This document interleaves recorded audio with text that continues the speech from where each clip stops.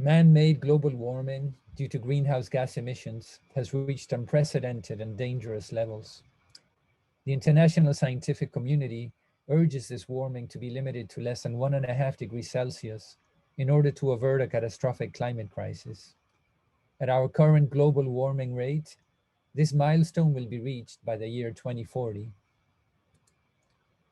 In its latest report, issued just a few weeks ago, the United Nations Intergovernmental Panel on Climate Change stated that unless there are immediate, rapid, and large-scale reductions in greenhouse gas emissions, limiting warming to 1.5 degrees will be beyond reach. So what can the BME community do to help meet this challenge? Well, one relevant area is that of biogas. Cows and other ruminants naturally produce methane biogas during their digestive process. Their stomach contains a rich biome of bacterial and fungal populations, which helps digest the fibrous diet and generates methane as a byproduct, a biogas which is then burped and farted out. This methane biogas is a powerful greenhouse gas and contributes significantly to global warming.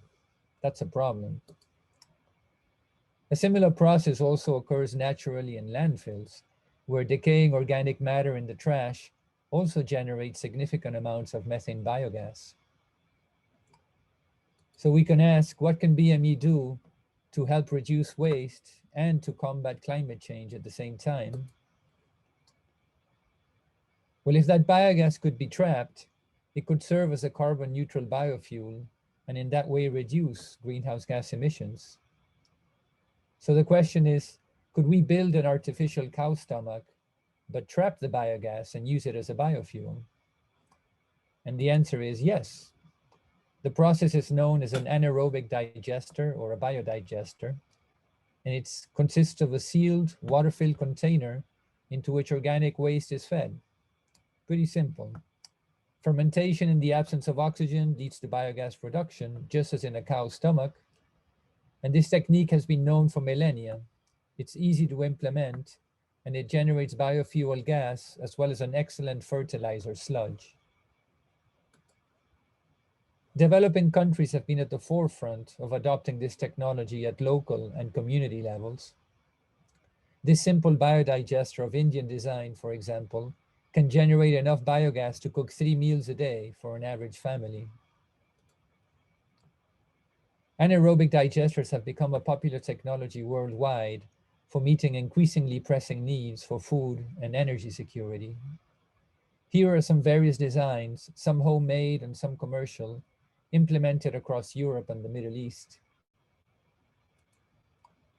This technology can easily be scaled up, as in these biodigesters that were recently installed at the Barstow Dairy Farm right here in Hadley, Massachusetts.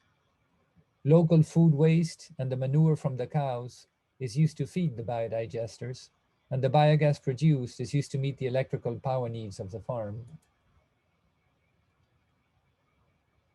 So how does this relate to senior design capstone projects?